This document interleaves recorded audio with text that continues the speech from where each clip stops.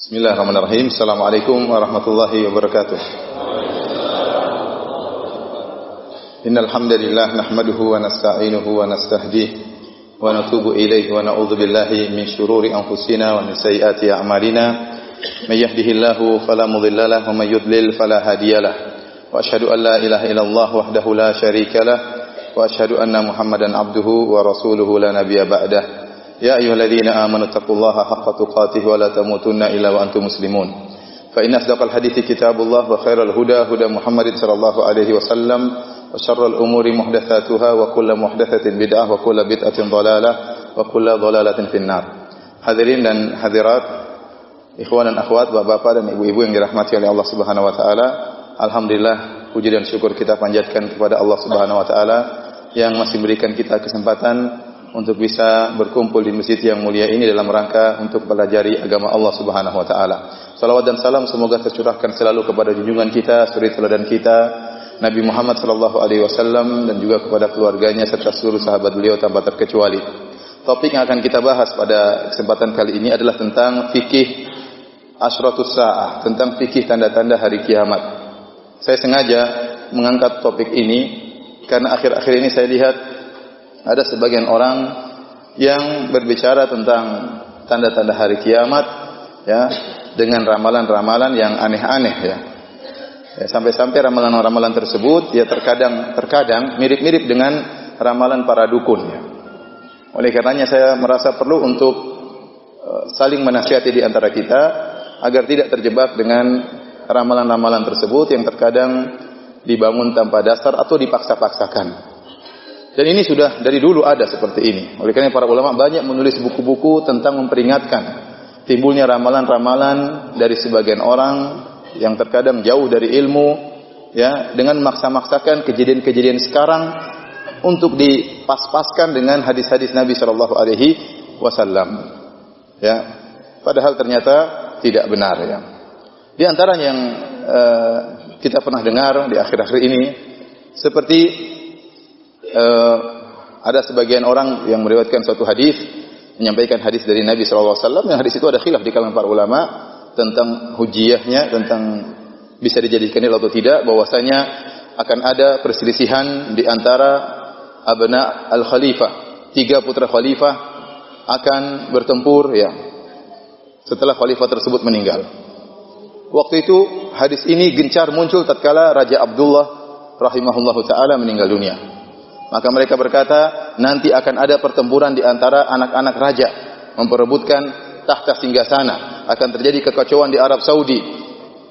Ternyata enggak ada kekacauan. Kemudian muncullah Raja Salman, hafizahullahu taala. Muncul tafsir berikutnya, nanti kalau Raja Salman meninggal akan ribut anak-anaknya. Dan demikian terus. Kemudian kata mereka juga sudah muncul panji-panji hitam dari arah negeri Syam atau dari arah Irak, bahwasanya Imam Mahdi akan muncul, kebenaran dibawa oleh panji-panji berwarna hitam. Sehingga ada sedikit saja kemiripan dengan antara kejadian sekarang dengan hadis-hadis Nabi, langsung dipas-paskan, ya. Apakah berarti kalau setiap yang bawa bendera hitam kemudian dalam kebenaran, ya. Kalau saya pasang bendera hitam di atas rumah saya, berarti saya di atas kebenaran, ya. Ini terlalu dipaksa-paksakan seperti ini. Akhirnya banyak orang membangun akidah di atas ramalan-ramalan dusta seperti ini. Akhirnya menganggap bahwasanya misalnya anak-anak atau pangeran-pangeran yang ada di Arab Saudi memperebutkan tahta singgasana di atas kebatilan dan macam-macamnya, kemudian yang bawa panji-panji hitam di atas kebenaran. Akhirnya mereka membangun akidah mereka di atas ramalan-ramalan yang tidak benar ini, yang dipaksa-paksakan. Ya, seperti juga ada yang berkeyakinan bahwasanya Dajjal sudah muncul. Ini sudah dari dulu, ya. Kita dengar seperti ini.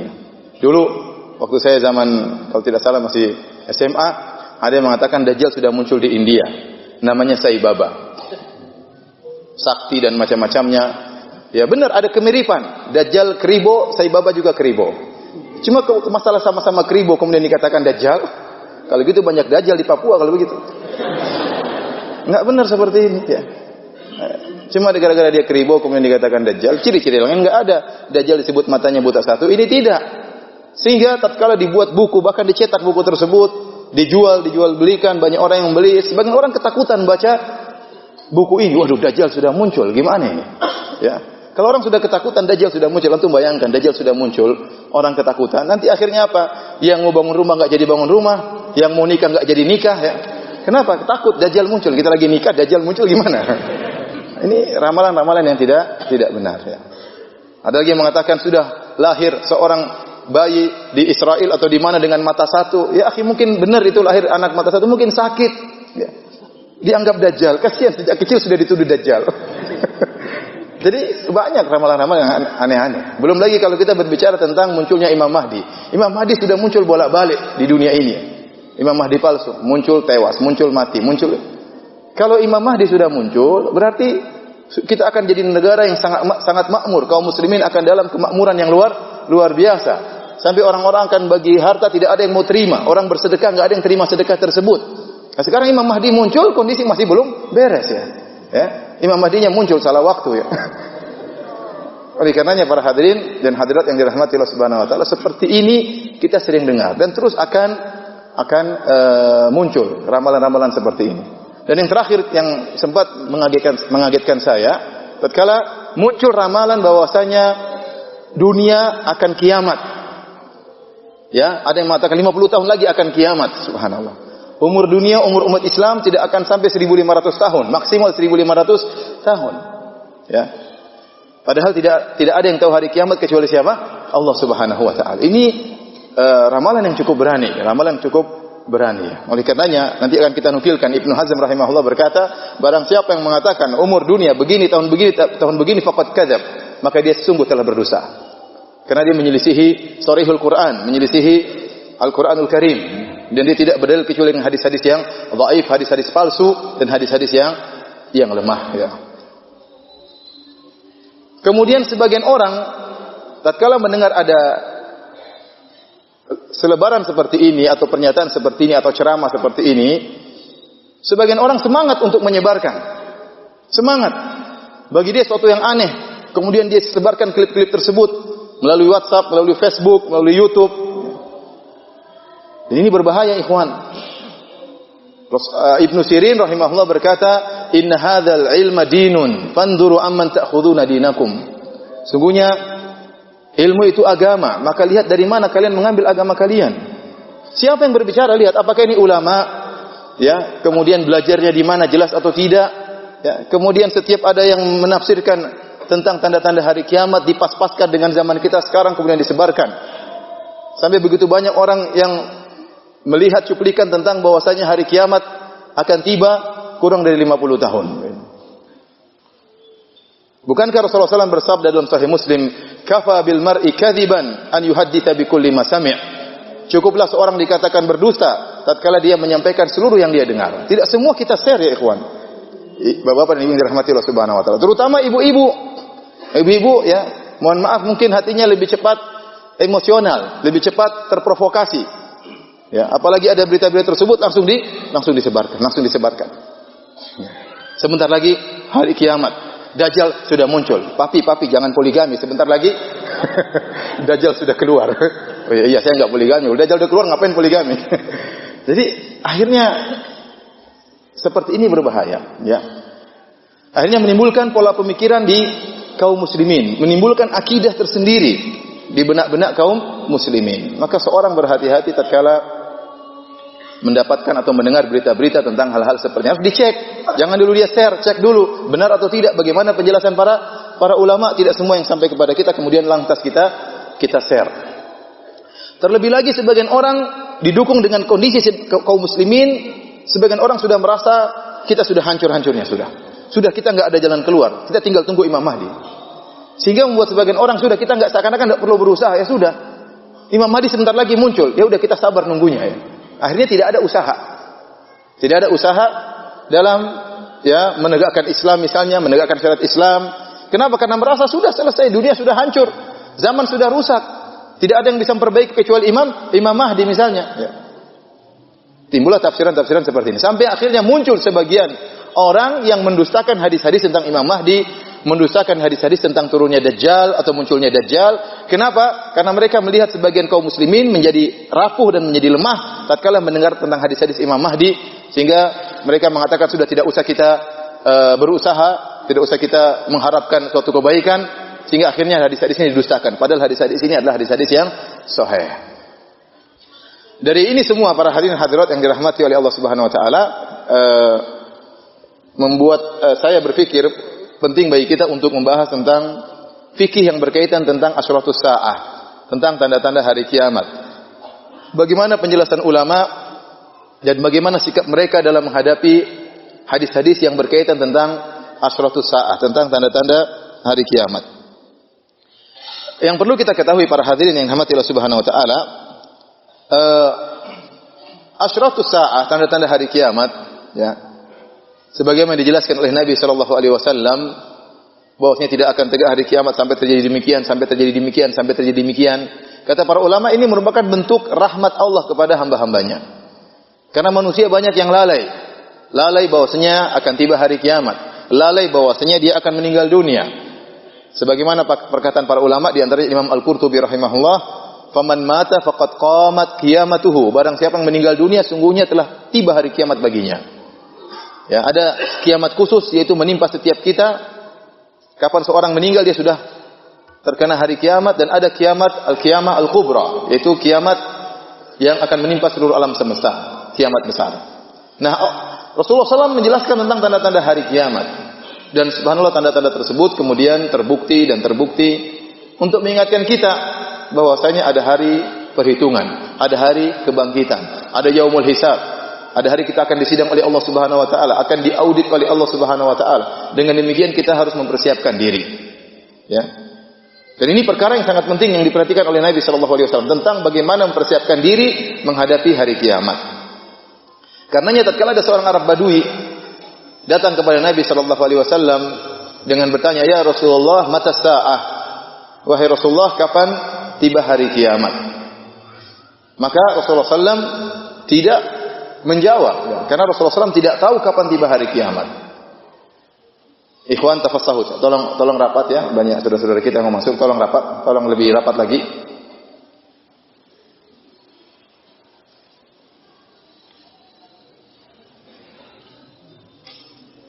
Jazakumullah khairan. Kita lanjutkan, hadirin dan hadirat yang dirahmati oleh Allah Subhanahu wa taala. Waktu Arab Badui ini datang bertanya kapan tiba hari kiamat, Rasulullah SAW tidak bisa jawab, dan Rasulullah SAW tidak tahu jawabannya.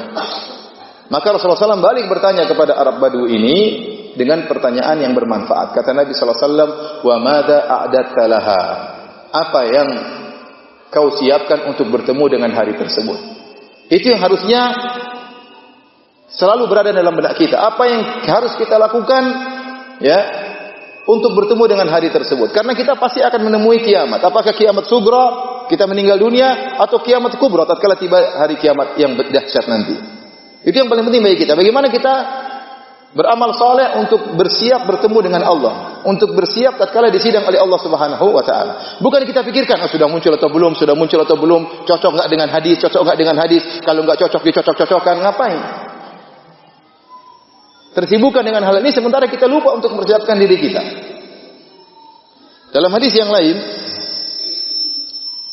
Rasulullah SAW bersabda dari hadis Abu Hurairah radhiyallahu anhu, hadis riwayat Muslim, kata Rasulullah SAW, "Badiru bil a'mali sittan, tulu'u syamsi min maghribiha, awid dukhan, awid dajjal, awid dabbah, aw khasata ahadikum, aw amrul ammah." Kata Nabi SAW, segeralah kalian beramal saleh sebelum muncul 6 perkara. Kata Nabi, segeralah kalian beramal saleh sebelum muncul 6 perkara. 6 perkara tersebut yaitu tanda-tanda hari kiamat. Kata Nabi SAW, yaitu sebelum matahari terbit dari barat, sebelum muncul dukhan, asap menjelang hari kiamat, sebelum keluarnya dajjal, sebelum keluarnya binatang yang bisa berbicara dengan manusia, sebelum matinya kalian.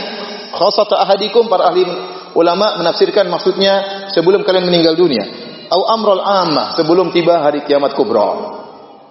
Di sini Rasulullah SAW menyuruh kita untuk tidak menunggu-nunggu tanda-tanda hari kiamat. Tapi Rasulullah SAW menyuruh kita beramal sebelum datang tanda-tanda tersebut. Kalau muncul tanda, kita semakin yakin dengan sabda Nabi SAW. Tapi tanda itu muncul atau tidak muncul, sudah muncul atau belum muncul, tetap kita berusaha untuk beramal saleh. Karena umur kita terbatas, waktu kita terbatas. Tidak usah kita sibukkan Dajjal sudah muncul atau belum. Yang penting kita beramal soleh. Muncul nggak muncul, kalau kita nggak beramal soleh, gawat. Tapi kalau Dajjal sudah muncul sementara kita beramal soleh, nggak jadi masalah.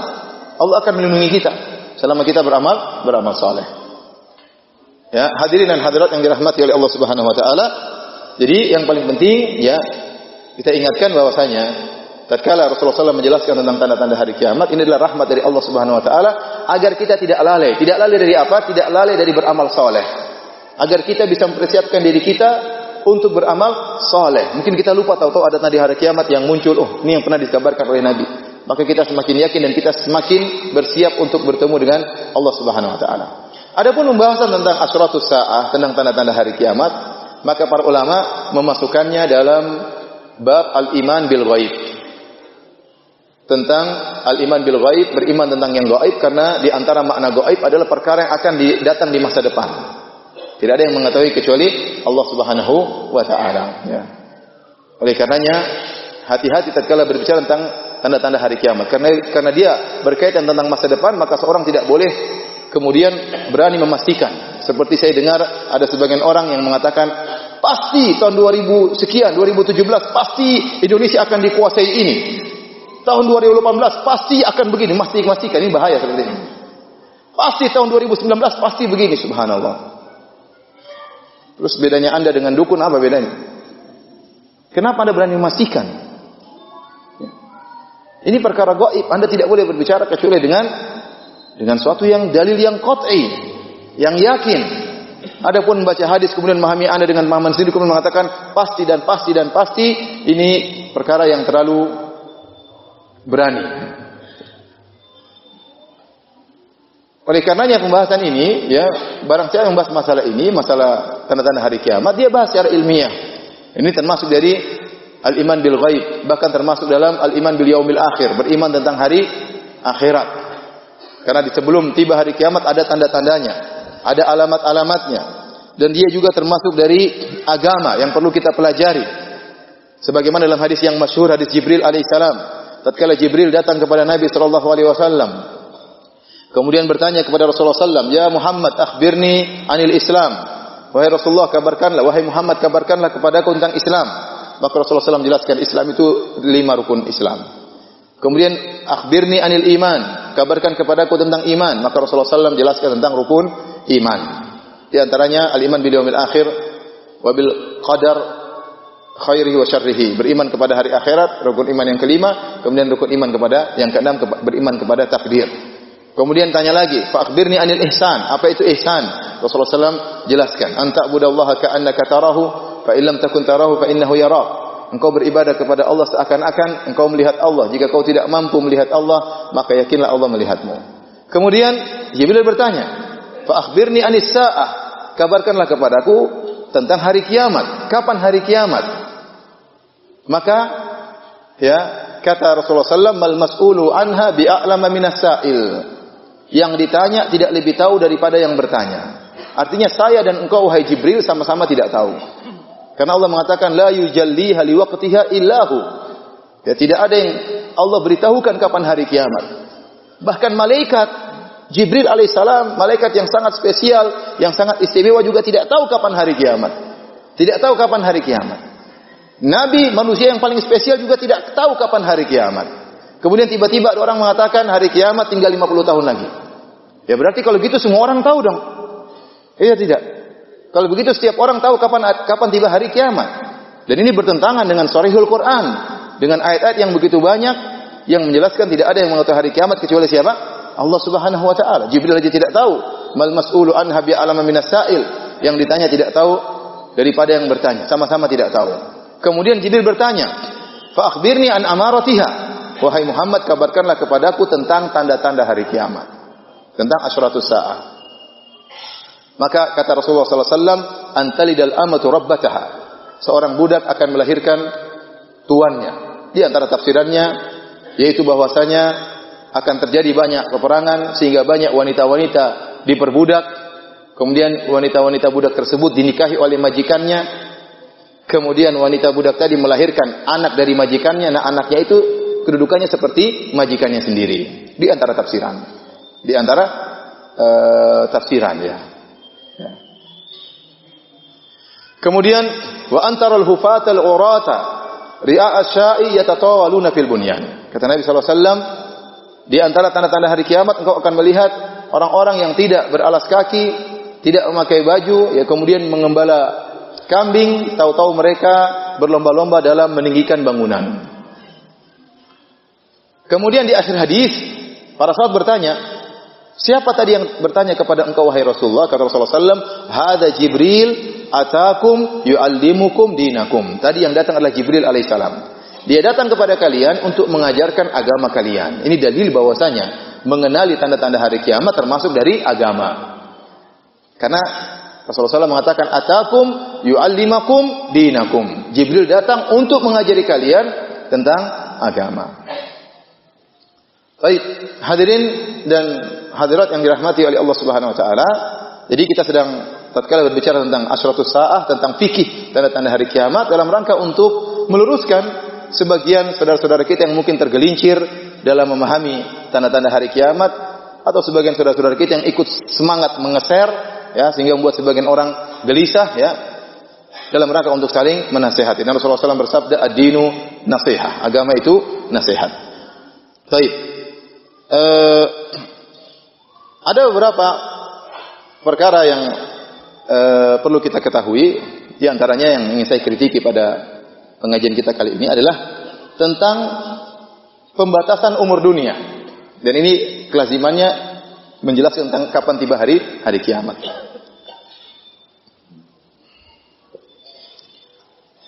Kita dapati bahwasanya para ulama sepakat bahwasanya tidak ada yang mengetahui hari kiamat kecuali siapa? Allah Subhanahu wa taala.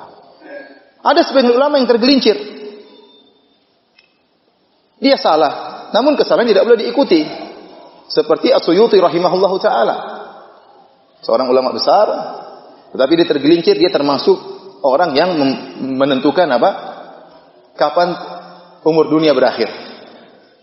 Dan kita katakan dia ulama, namun dia tidak maksum. Oleh karenanya dibantah oleh ulama yang lain. Dibantah oleh para ulama yang lain. Ya. Kenapa? Karena dia berdalil dengan hadis-hadis yang lemah. Dengan hadis-hadis yang lemah. Di antara hadis-hadis tersebut, dalam hadis disebutkan dari Ad-Dhahhak bin Al-Juhani, beliau berkata, "Ra'aitu ru'ya," aku melihat dalam mimpi. Kemudian saya kabarkan mimpi tersebut kepada Rasulullah sallallahu alaihi wasallam. Dalam ceritanya dia berkata, "Idza ana bika ya Rasulullah ala mimbar fihi sab'u darajat." Tiba-tiba saya melihat dalam mimpiku, aku bersama engkau di atas mimbar, dan mimbar tersebut ada 7 anak tangganya. Wa anta fi a'laha darajah, dan aku melihat engkau berada di anak tangga yang paling tinggi. Maka Rasulullah SAW berkata, "Ammal mimbarul ladzi ra'aita sab'a darajat wa ana a'laha darajat." Adapun mimbar yang kau lihat ada 7 anak tangga dan aku berada di atas anak tangga yang paling tinggi, fa dunya sab'atu alafi sanah. Dunia itu umurnya 7.000 tahun. Wa ana fi akhiriha alfan, dan aku adalah di 1000 yang terakhir. Jadi kata dalam hadis ini, dunia berapa ribu tahun? 7.000 tahun. Sejak Nabi Adam ya, atau bahkan sebelum Nabi Adam, sejak bumi diciptakan, umurnya 7.000 tahun. Dan Rasulullah SAW berada di 1000 yang terakhir. Padahal sekarang sudah tahun berapa? 1400 ya. Harusnya 400 tahun lalu sudah kiamat, harusnya. Kalau kita katakan hadis ini sahih, dijadikan dalil oleh sebagian orang, kita katakan hadis ini tidak benar ya. Para ulama dahulu sebelum tahun 1000 tatkala membaca hadis ini, mereka sudah bantah. Ini enggak, ini salah, ini salah. Apalagi kalau kita sekarang sudah lewat tahun 1000, kita semakin yakin ini hadis palsu. Contohnya Ibnu Qayyim rahimahullah. Ibnu Qayyim di abad ke-8, dia sudah mengatakan hadis ini hadis palsu. Padahal belum terbukti kepalsuannya. Nanti kalau sudah lewat 1000 tahun baru terbukti apa? Kepalsuannya. Tapi mereka sudah berani mengatakan ini hadis palsu. Ibnu Hazm mengatakan yang meyakini hal ini adalah orang pendusta. Sudah berani karena mereka tahu ini bertentangan dengan Al-Quran. Apalagi kita di zaman sekarang sudah tahu 1000 tahun lewat, 1400. Sekarang kita sedang di alam kubur atau di padang mahsyar, mungkin sudah 400 tahun. Karena sudah tiba hari kiamat. Ya, karena kita di 1000 yang terakhir, Rasulullah SAW 1000 terakhir, dan sekarang sudah lewat 1000 tahun. Oleh karena dalam kitab Al-Manarul Munif karangan Ibnu Qayyim rahimahullahu taala, beliau menyebutkan perkara-perkara kulliyah, perkara-perkara umum yang dengan mengetahui perkara-perkara umum tersebut kita tahu hadis ini hadis palsu. Di antaranya beliau berkata, mukhalafatuhu sharihal Quran. Jika ada hadis yang menyelisihi ayat Al-Quran yang sangat jelas, yang sangat tegas, ka hadithi miqdarid dunya, seperti hadis yang menjelaskan tentang umur dunia. Wa annaha sab'atu alaf sanah. Dan bahwasanya umur dunia adalah 7.000 tahun. Wa nahnu al-an fil alfi sabi'ah, dan kita berada di 1000 yang ke-7. Wa hadza min abyanil kadzib, dan inilah kedustaan yang sangat nyata. Li'annahu law kana sahihan, kalau hadis ini benar, lakana kullu wahidin aliman annahu baqiya lil qiyamah min waqtina hadza. Maka kalau hadis ini benar berarti hari kiamat bukan rahasia, semua orang sudah tahu. Kata beliau, di zaman kita ini berarti tinggal 51 tahun lagi hari kiamat. Tinggal 151 tahun lagi, karena beliau di abad ke-8. Kata beliau, kalau hadis ini benar berarti seluruh kaum muslimin tahu sekarang tinggal 150 tahun lagi apa? Hari kiamat. Sehingga hari kiamat bukan rahasia lagi. Ya. Kemudian juga dibantah oleh Ibnu Katsir dan para ulama yang lainnya. Dibantah juga oleh As-Sun'ani rahimahullahu taala, ya, mengkritiki perkataan As-Suyuti rahimahullahu taala. Beliau berkata, alimta bi anna al-qawla bi ta'yini muddati dunya min awwaliha ila akhiriha bi annahu sab'atu alafi sanah lam yathbut fihi nassun yu'tamadu alaihi. Dari sini kau tahu, kata As-Sun'ani rahimahullah, ulama dari negeri Yaman, bahwasanya pendapat yang mengatakan bahwasanya umur dunia itu dari awal sampai akhir hanya 7.000 tahun adalah pendapat yang tidak dilandasi dengan dalil yang bisa dijadikan pegangan.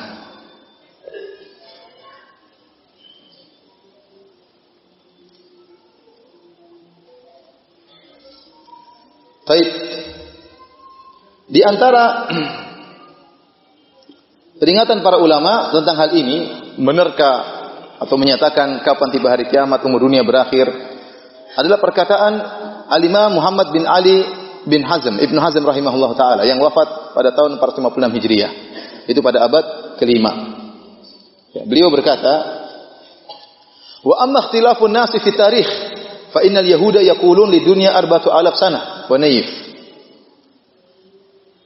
Sungguhnya orang-orang Yahudi berkata, umur dunia itu 4.000 sekian tahun. Wan Nasara yaqulun li dunya 5,000 sanah. Orang-orang Nasrani mengatakan dunia itu umurnya 5.000 tahun. Wa amma nahnu fala naqta ala adadin ma'rufin indana. Adapun kita kaum muslimin, kita tidak bisa memastikan bilangan tertentu, umur tertentu. Wa amma man idda'a fi dzalika 7,000 sanah au aktsar au aqall faqad kadzab. Adapun orang yang mengaku-ngaku atau mempropagandakan bahwasanya umur dunia itu 7.000 tahun atau lebih atau kurang, faqad kadzab, maka dia telah berdosa. Wa qala ma lam ya'ti qat an Rasulillah sallallahu alaihi wasallam fihi lafdhatun tasih, dan dia tidak punya dalil sama sekali dari Nabi sallallahu alaihi wasallam dengan dasar hadis yang sahih. Bal sahha anhu khilafuhu, bahkan yang benar hal ini tidak benar dari hadis, berdasarkan hadis-hadis yang sahih. Bahwasanya Rasulullah sallallahu alaihi wasallam menyatakan tidak ada yang tahu tentang hari kiamat kecuali Allah Subhanahu wa taala. Dan banyak sekali nukilan dari para ulama, Al-Imam Al-Qurtubi, Syekhul Islam Ibnu Taimiyah, Ibnu Katsir rahimahullahu taala, Ibnu Rajab Al-Hambali, semuanya membantah tentang orang-orang yang mengatakan umur dunia sekian dan sekian. Tapi di antara dalil yang mereka jadikan pegangan, ada hadis yang sahih. Kalau tadi hadis-hadis palsu tentang umur dunia sekian hadis palsu. Nah, mereka juga berdalil dengan hadis yang sahih tapi salah memahaminya. Hadis tersebut maknanya Rasulullah SAW bersabda, "Innama baqa'ukum fima salafa minal umami qablakum kama bainal asri ila ghurubi syamsi." Sungguhnya sisa kalian di bumi ini dibandingkan dengan umat-umat sebelum kalian hanya tinggal seperti antara asar sampai maghrib, dari asar sampai terbenam matahari. Wa utiya ahlut taurati taurat fa amilu hatta idzan tasafa naharu ajazu. Ahlu Taurat, yaitu orang-orang Yahudi, diberikan Taurat, kemudian mereka beramal. Mereka beramal dari pagi sampai siang hari. Tatkala sampai siang hari mereka tidak mampu lagi beramal. Ya, kemudian orang Nasrani, beramal dari duhur sampai asar, terus tidak mampu lagi. Adapun kaum muslimin cuma dari asar sampai apa? Maghrib. Baik. Kemudian mereka mengambil kesimpulan, jadi hadisnya saya jelaskan ya. Jadi umat Islam dibandingkan dengan seluruh umat sebelumnya. Umat sebelumnya dari Nabi Adam sampai Nabi Musa alaihissalam seperti ba'da maghrib sampai pagi. Totalnya dari Nabi Adam sampai Nabi Musa. Karena umat Yahudi dimulai dari siapa? Nabi Musa alaihissalam. Nah, umur umat Nabi Musa seperti dari pagi sampai duhur. Dan umur umat Nasrani dari duhur sampai asar. Dan umur umat Islam dari asar sampai apa? Maghrib. Totalnya 100% umur dunia. Kata mereka, Rasulullah SAW menjelaskan, berarti menunjukkan umur umat Islam sangat sebentar. Kenapa? Menurut ahli sejarah, umur umat Yahudi sekitar 2000 tahun lebih. 2000 tahun lebih. Dan itu adalah dari duhur sampai apa? Sampai asar. Nah, berarti dari apa? Dari pagi sampai apa? Duhur. Yahudi dari pagi sampai duhur. Dari zaman Nabi Musa sampai zaman Nabi Isa 2000 lebih. Ya. Kemudian tinggal setengah hari dari zaman Nabi Musa sampai Nabi Muhammad sampai umat Islam selesai, ya, sama dengan antara zaman Nabi Musa sampai Nabi Isa. Paham? Jadi Yahudi kan dari zaman Nabi Musa sampai Nabi Isa. Umurnya setengah hari. Ternyata totalnya 2000 tahun. Kemudian waktu yang tersisa dari duhur sampai maghrib itu gabungan antara waktu umat Nasrani dengan waktu umat Islam. Nah, berarti sementara umur umat Nasrani cuma 600 sekian tahun. Sampai munculnya Nabi Muhammad SAW. Karena Nabi Muhammad SAW lahir pada tahun 671 kalau nggak salah. Berarti umur umat Nasrani sejak lahirnya Nabi Isa sampai lahirnya Nabi Muhammad 671 tahun.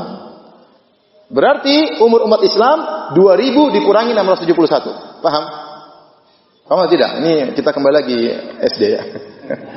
Saya ulangi. Antum bayangkan waktu dari pagi sampai maghrib itu dibagi dua. Hari dibagi dua. Dari pagi sampai duhur ternyata 2000 tahun. Paham? Dari duhur sampai maghrib juga 2000 tahun. Ternyata umur umat Nasrani 671 tahun. Berarti umur umat Islam 2000 kurang 671. Berapa keluarannya? 1300 sekian. Sudah hari kiamat dong ya. Berarti. Ya. Ada yang hitung-hitung, cara hitungnya beda-beda ya. Ada yang hitung-hitung pokoknya 1500. Ya sudah, terserah cara hitung mau bagaimana. Ya. Baik, ini salah paham tentang hadis ini. Bahkan sebagian orang berani mengatakan ini pendapat Ibnu Hajar. Ini dusta, enggak benar. Ibnu Hajar menukil pendapat ini dengan mengatakan qila, dikatakan untuk dalam rangka dia bantah, dan dia bantah dalam tempat yang lain. Maka jangan sampai kita menisbahkan suatu pendapat dengan pendapat ulama padahal ulama tersebut tidak mengatakan ini tidak benar. Ibnu Hajar menukil, ada yang mengatakan demikian, tapi bukan dia berarti mendukung. Dia bantah setelah itu. Dan maksud kata para ulama menjelaskan tentang hadis ini, ya, maksudnya adalah bukan masalah umur, tapi hanya sekedar perumpamaan. Dan perumpamaan tidak mesti harus tepat persis. Ini yang pertama, ini pendapat Ibnu Rajab Al-Hambali. Pendapat yang kedua, ini pendapat jumhur ulama, maksudnya Rasulullah SAW sedang menjelaskan tentang sulitnya syariat umat-umat terdahulu. Syariatnya Nabi Musa berat. Ya. Sebagaimana dalam Al-Quran, wala tahmil alaina rabbana wala tahmil alaina isran kama hamaltahu alladziina min qablina. Ya Rabb kami, jangan kau bebankan kepada kami syariat yang berat sebagaimana kau pernah bebankan kepada umat-umat terdahulu. Di antaranya umat Nabi Musa berat. Kemudian umat Nasrani juga syariatnya berat. Islam, Nabi SAW datang dengan rahmat, dengan banyak kemudahan. Jadi seakan-akan umat Yahudi yang beramal 2000 tahun bisa ditempuh dengan cepat oleh kaum muslimin hanya sekedar dari asar sampai apa? Maghrib. Jadi bukan masalah umur, tapi masalah tentang amal yang berat atau amal yang ringan. Di antara yang menguatkan hal ini, kita bicara tentang logika saja. Sekarang, antara duhur sampai maghrib, duhur sampai asar, mana yang lebih panjang? Antara duhur sampai asar atau asar sampai maghrib? Saya tanya sama antum. Saya ulangi lagi. Mana yang lebih panjang waktunya? Dari duhur sampai asar atau asar sampai maghrib? Duhur sampai asar ya. Duhur sampai asar. Kemudian bagaimana Anda kemudian tafsirkan umur umat Nasrani 671 tahun, umur umat Islam 1500 tahun. Paham? Kalau kita ternyata meninjau dari sisi waktu, ini salah. Salah atau tidak? Salah. Karena antara duhur sampai asar cuma waktu 671 tahun. Ternyata dia lebih panjang daripada dari asar sampai maghrib. Sementara asar sampai maghrib Anda tafsirkan dengan 1400 tahun atau 1500 tahun. Paham Bapak-bapak dan Ibu-ibu? Paham ya? Saya ulang lagi? Tidak perlu ya? Tidak perlu. Jadi ini semua adalah kedustaan, tidak benar, kesalahan. Kita bilang kesalahan. Apalagi taruhlah kita bilang, kita terima pendapat yang paling top, umur umat Islam 1500 tahun. Ada yang mengatakan tadi 1300, ada yang mengatakan 1400. Tergantung cara hitungnya, rumus apa yang dia pakai. Tetapi kalau kita ambil pendapat yang paling banyak, umur umat Islam ternyata 1500 tahun. Baik. Sekarang kita tahun berapa sekarang? 1438. Coba buka kalkulator. Saya ingin antum hitung sama saya. Ya. Sudah buka kalkulator? Ya. Buka ya. 1438.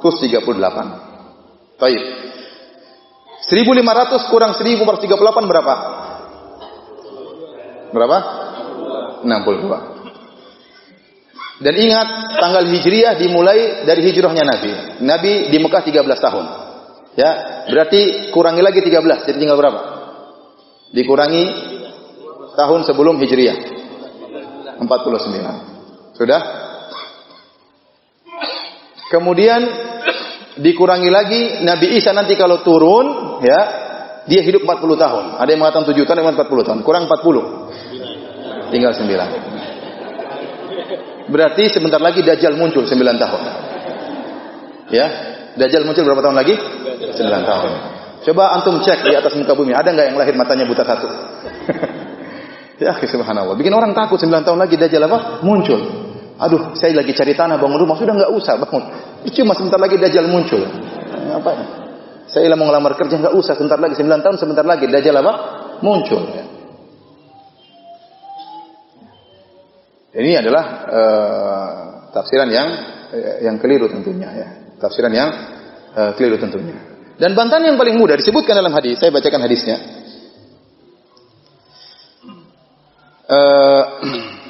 Hadis riwayat Bukhari dan Muslim, Al-Bukhari dan Muslim, dari Anas bin Malik. Beliau berkata, "La uhadditsannakum hadisan la yuhadditsukum ahadun ba'di." Aku akan menyampaikan kepada kalian tentang suatu hadis yang tidak akan ada seorang pun yang menyampaikannya setelahku. Artinya saya yang tahu hadis ini karena saya dengar langsung. Sami'tu Rasulullah sallallahu alaihi wasallam yaqul, aku mendengar Rasulullah sallallahu alaihi wasallam bersabda, "Min asyratis saah, di antara tanda-tanda hari kiamat, an yaqillal ilmu, akan berkurang ilmu. Wa yadhharul jahlu, dan akan nampak kejahilan. Wa yadhharuz zina, dan akan muncul perzinahan. Wa taksurun nisa, dan akan banyak perempuan. Wa yaqillur rijal, dan akan sedikit laki-laki. Hatta yakuna li khamsina imra'atan al-qayyimul wahid." Sampai-sampai 50 orang wanita diurus oleh satu lelaki. Sampai-sampai 50 wanita diurus oleh satu orang lelaki. Seharusnya sudah zaman sekarang ini. Satu orang lelaki dikejar-kejar oleh 50 apa? Wanita. Antum sudah dikejar 50 wanita? Belum. Satu aja enggak kejar-kejar, Ustaz. Kalau saya tambah satunya ngejar pakai pentungan, Ustaz. Baik, ini bahantan yang sangat telak. Kalau antum bilang 9 tahun lagi kemudian Dajjal sudah muncul, mana zaman satu orang laki-laki dikejar oleh perempuan apa? 50 wanita. Belum, masih jauh. Karena kita lihat secara zahir wanita sekarang belum sampai 50 kali lipat. Sudah atau belum? Belum. Mungkin memang lebih banyak tapi belum sampai pada bilangan 50 kali lipat jumlah apa? Lelaki. Masih ada tahapan-tahapan 10 tahun lagi belum tentu dan seterusnya. Maka ingat pendapat yang mengatakan hari kiamat akan tiba tahun sekian, tinggal berapa tahun lagi, ini semua kata Ibnu Hazm adalah kedustaan. Adalah apa? Kedustaan.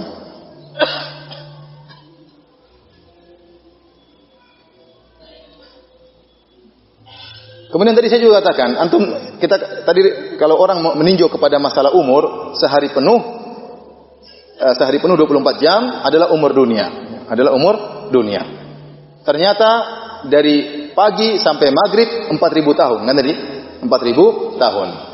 Berarti umur umat-umat sebelumnya juga cuma 4.000 tahun. Dan ini sangat kita ragukan, ya. Kenapa Nabi Nuh saja umurnya sudah 1.000 tahun, padahal nabi-nabi begitu banyak. Dari Nabi Adam sampai Nabi Nuh entah berapa tahun.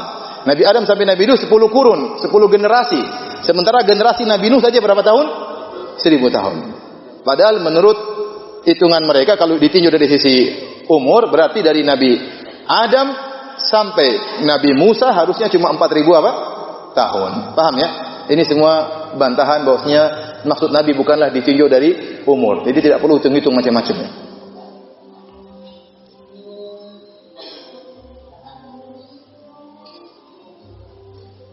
Tapi di sini ada beberapa kaidah yang harus kita perhatikan dalam mensikapi hadis-hadis yang berkaitan tentang asyratus saah. Yang pertama, para hadirin, kaidah yang pertama, hendaknya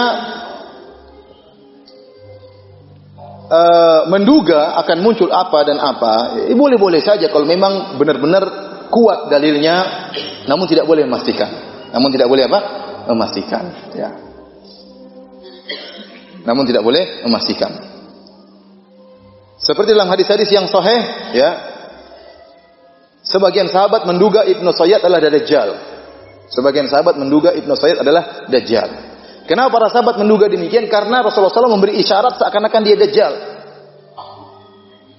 Sehingga ada khilaf sampai sekarang. Apakah Ibnu Sayyad itu Dajjal yang sudah muncul sejak zaman Nabi, kemudian umurnya dipanjangkan sampai sekarang, sampai menjelang hari kiamat, atau dia makhluk yang lain yang belum lahir sampai sekarang? Ada khilaf di kalangan para sahabat. Para sahabat menduga Ibnu Sayyad adalah Dajjal. Kenapa? Karena ada tanda-tanda seperti isyarat dari Nabi yang menunjukkan seakan-akan dia Dajjal. Maka kata para ulama dalam hal ini, para sahabat menduga-duga karena ada isyarat, ada dalil yang kuat. Sampai-sampai Rasulullah SAW bersabda, "Iyakhruj wa ana fikum fa ana hajijuhu dunakum." Kalau Dajjal dan saya masih ada di antara kalian, saya akan lawan Dajjal, kata Nabi SAW. Jadi para sahabat khawatir jangan-jangan Dajjal muncul di zaman mereka. Ya. Intinya ada khilaf di kalangan para ulama. Jadi kita bisa saja kalau benar-benar sangat kuat dalilnya, boleh saja kita menduga, tapi tidak boleh memastikan. Tidak boleh memastikan. Apalagi hanya mengkait-kaitkan tanpa ada kaitannya sama sekali, atau hanya keterkaitan yang kecil, kemudian dianggap ini pasti begini, akan terjadi demikian dan demikian. Maka ini tidak diperbolehkan.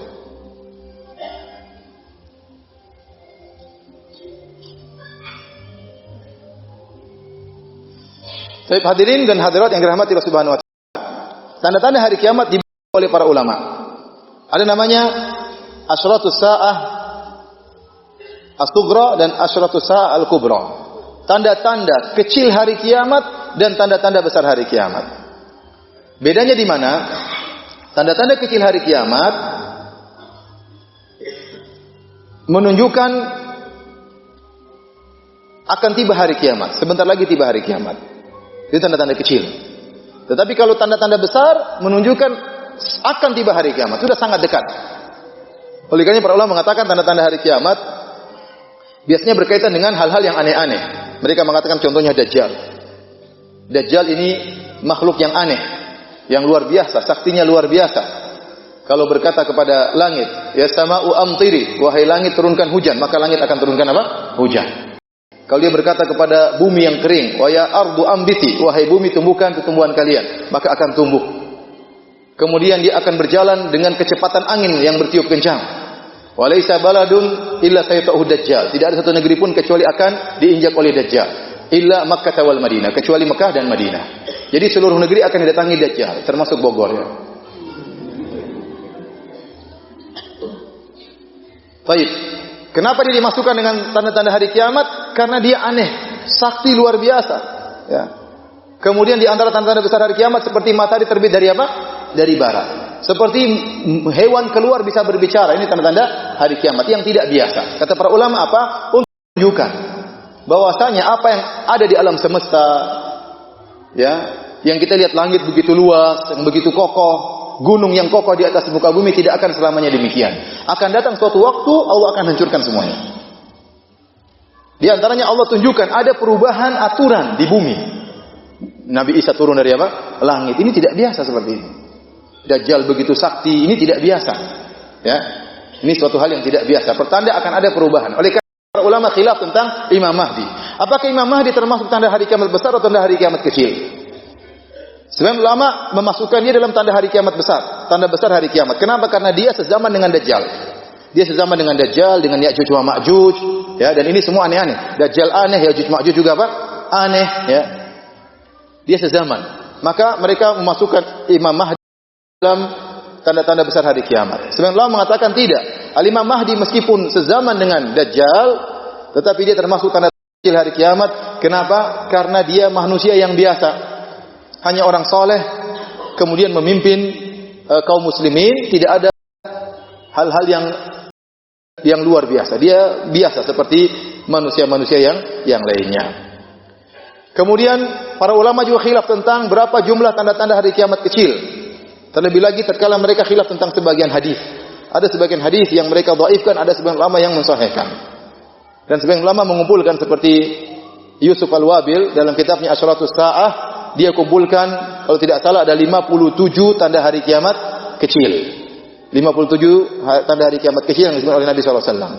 Adapun tanda hari kiamat besar ada 10. Kemudian di antara yang perlu kita perhatikan, tatkala Nabi sallallahu alaihi wasallam mengatakan ini tanda hari kiamat adalah demikian, sebelum terjadi hari kiamat akan muncul ini dan ini. Ingat, akan muncul ini dan itu, tanda-tanda hari kiamat tersebut tidak bisa kita ambil hukum fikih dalam tanda-tanda hari kiamat tersebut. Jangan mengatakan setiap yang disebut oleh Nabi pasti haram, tanda-tanda hari kiamat, atau berarti dianjurkan, atau mubah. Jangan kita terapkan al-ahkam at-taklifiyah yang 5, wajib, haram, mubah, sunnah, makruh. Ini tidak bisa kita terapkan dalam tanda-tanda hari kiamat. Kenapa? Tanda-tanda hari kiamat tersebut kalau mengetahui hukumnya ditinjau dari hadis-hadis yang lain.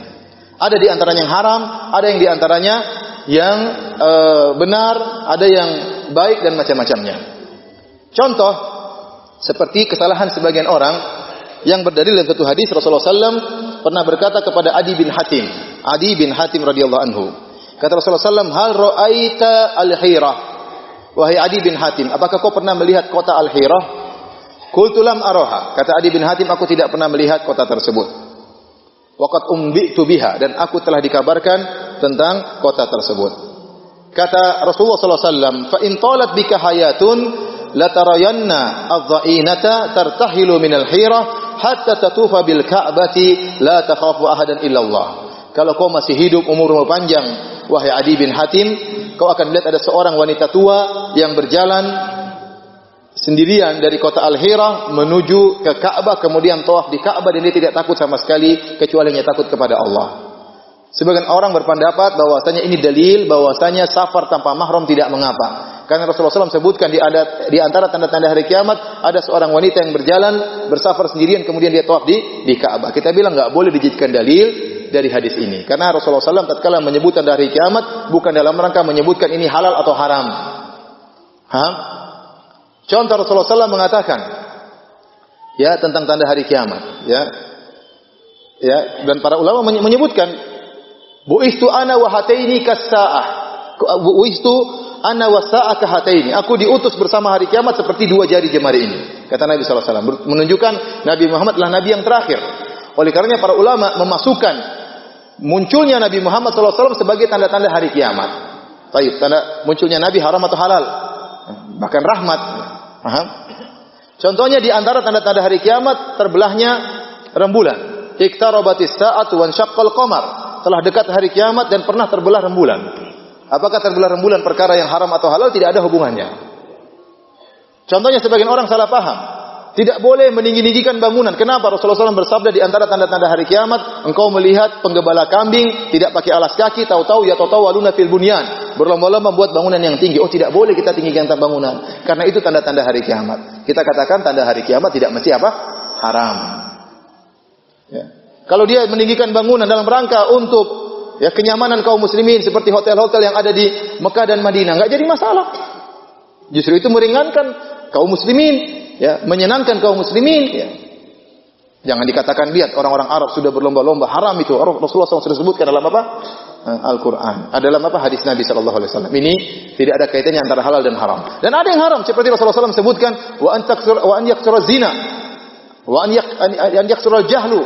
Sebelum hari kiamat akan muncul banyak kebodohan dan akan banyak perzinahan. Ini haram. Ini dalam rangka mencela. Jadi maksud saya tanda-tanda hari kiamat tidak ada kaitannya dengan halal dan haram. Untuk mengetahui itu halal atau haram, kita harus melihat dari dalil-dalil yang di luar tanda-tanda tersebut. Paham? Paham atau tidak? Baik.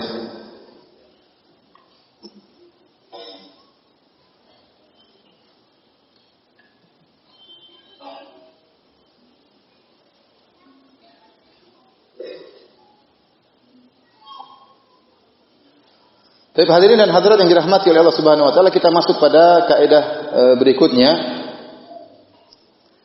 yaitu tidak mungkin kita menerapkan tanda-tanda hari kiamat kepada kejadian-kejadian tidak bisa kita memastikan tanda-tanda hari kiamat tersebut ya dengan pasti kecuali setelah terjadi. Adapun sebelum terjadi maka tidak boleh kita memastikan. Tidak boleh kita pastikan. Dan itu bukan kebiasaan para salaf. Para salaf tidak pernah memastikan sebelum terjadi. Namun setelah terjadi mereka bisa pastikan. Demikian juga para ulama dalam buku-buku sejarah mereka mengatakan inilah yang pernah disebut oleh Nabi sallallahu alaihi wasallam setelah terjadi. Setelah terjadi. Tapi sebelum terjadi tidak boleh kita bilang pasti begini pada zaman ini. Kemudian si fulan, ya ini hati-hati ya. Seperti banyak orang-orang menerka-nerka siapa Imam Mahdi. Sampai saya baca ada pendapat yang mengatakan Saddam Hussein adalah Imam Mahdi. Ada pendapat demikian. Tatkala dia kemudian seakan-akan melawan orang kafir, seakan-akan ini Imam Mahdi yang muncul. Akhirnya orang berusaha mendukung Saddam Hussein dengan berbagai macam dalilnya, dengan beranggapan Saddam Hussein ya rahimahullah adalah Imam Mahdi. Dan ternyata tidak benar. Bahkan ada yang berpendapat Imam Mahdi ya akan muncul dari Taiwan. Ya. Itu bukan Imam Mahdi ya. Ya. Jadi Imam Mahdi orang Taiwan. Ada pendapat seperti aneh-aneh. Ya. Seperti dulu pernah kasus di Arab Saudi. Ada orang mengaku sebagai Imam Mahdi. Ya, sampai mic direbut oleh dari imam. Kalau tidak salah tahun 70-an sekian ya. Saya dengar cerita dari sebagian orang yang mengalami kejadian tersebut. Ya, sampai-sampai tatkala itu sebagian orang mimpi dengan mimpi yang sama bahwasanya si fulan adalah Imam Mahdi. Akhirnya dia minta dibaiat. Banyak orang yang terfitnah tatkala itu. Menyangka dia Imam Mahdi, apalagi beberapa orang mimpinya sama, itu adalah Imam Mahdi. Dan kalau disampaikan kepada para ulama kibar, para ulama besar, itu bukan Imam Mahdi. Sebentar lagi akan dimasukkan dalam jejeran orang-orang pendusta. Dan benar, tidak lama kemudian Imam Mahdi tersebut ditembak mati oleh pemerintah Arab Saudi. Kalau dia Imam Mahdi, nggak mungkin kalah. Kalau dia Imam Mahdi, nggak mungkin kalah. Ya. Kemarin juga ada orang Indonesia yang ngaku sebagai Imam Mahdi, baru-baru saja. Indonesia ini macam-macam ya, luar biasa. Yang ngaku sebagai Imam Mahdi banyak berulang-ulang. Sampai ada wanita ya, dia Aminuddin juga pernah ngaku sebagai Imam Mahdi. Awal-awal dia muncul dia ngaku sebagai Imam Mahdi. Padahal kita tahu imam itu laki-laki bukan perempuan. Kita enggak tahu bahasa Arab. Sekarang ngaku Jibril datang mau turun di Monas, tapi bandaranya belum siap. Macam-macam. Ya, dan aneh-aneh ya. Saya pernah naik kapal kemudian saya ditawarkan sama ABK, Ustaz, kita ceramah di kapal, Ustaz, tidur aja di kamar Ustaz, di kelas nggak boleh itu punya pemerintah. Saya bilang nggak boleh, enggak Ustaz, nggak apa-apa. Ya, biasanya juga kalau yang lain juga tidur. Kemarin ada Imam Mahdi ke sini Ustaz. Masya Allah. Ngaku sebagai Imam Mahdi banyak ya. Ada yang pernah ngaku sebagai Nabi Isa. Saya pernah lihat di YouTube, mungkin masih ada, agak lama. Turun rambutnya gondrong persis Nabi Isa. Ya, gondrongnya doang ya. Di wawancara, kenapa turun? Karena saya sudah lihat banyak kerusakan, banyak kesyirikan. Jadi waktunya saya turun. Mantap. Yang lebih aneh saya pernah ketemu orang mengaku sebagai apa? Sebagai nabi di kapal. Datang tiba-tiba orang ceramah, sebenarnya Jibril alaihissalam sudah lama datang kepada saya. Cuma saya sembunyikan. Sekarang saatnya saya kabarkan. Ya. Jadi Jibril telah datang kepada jadi nabi, subhanallah. Wajah saja tampang tidak cocok jadi nabi. Nabi palsu. Hampir-hampir saya jadi sahabat ya. Baik. Oleh karenanya para sahabat menegur kalau ada orang yang langsung memastikan pasti begini, sementara tidak pasti. Kecuali kalau sudah terjadi. Seperti dari Jundub radhiyallahu anhu, dia berkata, "Ji'tu yaumal jara'ah fa idza rajulun jalis." Aku datang ke suatu tempat al-jara'ah ya. Suatu nama tempat di Kufah. Kemudian ada seorang tiba sedang duduk di situ. Fakultu la yuharaqanna al-yauma hahuna dima. Hari ini akan terjadi pertumpahan darah di sana. Faqala dzakar rajul, lelaki tersebut bernegur, "Kalla, tidak, wallahi tidak." Qultu bala wallahi, akan ada pertumpahan darah hari ini. Kata dia, "Kalla, wallahi tidak." Qultu bala, debat-debatan. Kemudian orang ini membantah, "Kalla wallahi innahu la hadits Rasulullah sallallahu alaihi wasallam haddatsanihi." Ya, tidak akan terjadi pertumpahan darah di sini karena ada hadis dari Rasulullah sallallahu alaihi wasallam. Ya.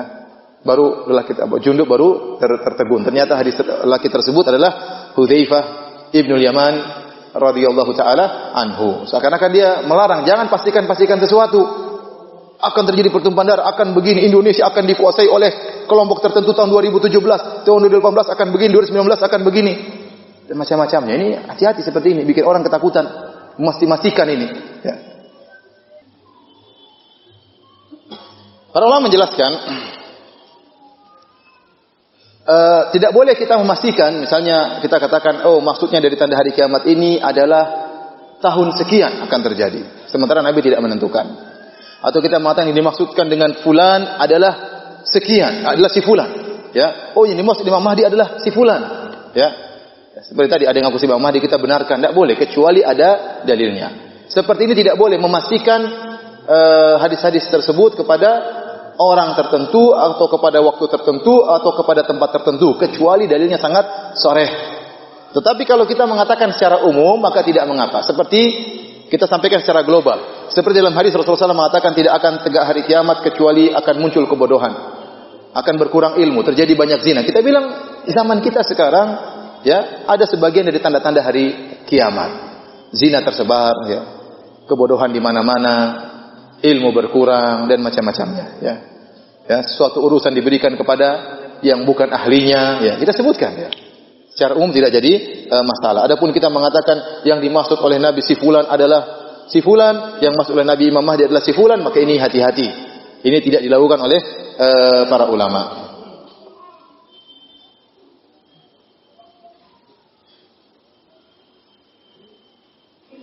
Kemudian di antara kaidah berikutnya, seorang kalau hendak berbicara tentang memastikan tanda-tanda hari kiamat atau menafsirkan hadis-hadis tentang tanda-tanda hari kiamat, hendaknya dia berusaha mengumpulkan seluruh jalur-jalurnya, jalan-jalannya, sehingga dia bisa melihat lafal-lafal yang ada. Tatkala dia sudah mengumpulkan lafal-lafal yang banyak, baru dia bisa menafsirkan. Adapun dia hanya melihat satu jalan, satu lafal, kemudian dia tidak memandang lafal-lafal yang lain, nanti dia bisa salah menafsirkan. Dia bisa salah menafsirkan. Contoh, ya. Yang digembar-gemborkan oleh sebagian orang saking bencinya kepada dakwah yang digencarkan oleh Arab Saudi, ya. Mereka menafsirkan tentang tanduk setan, ya, yang akan muncul di Najd adalah dakwah Syekh Muhammad bin Abdul Wahab. Gara-gara melihat satu hadis, satu lafal, tidak melihat lafal yang lain. Dalam hadis Ibnu Umar, Rasulullah SAW bersabda, Allahumma barik lana fi syamina. Ya Allah, berilah berkah kepada kami di Syam kami. Allahumma barik lana fi yamanina. Ya Allah, berikan berkah kepada Yaman kami. Qalu ya Rasulullah wa fi najdina. Ya Rasulullah, bagaimana doa untuk berkah bagi Najd kami?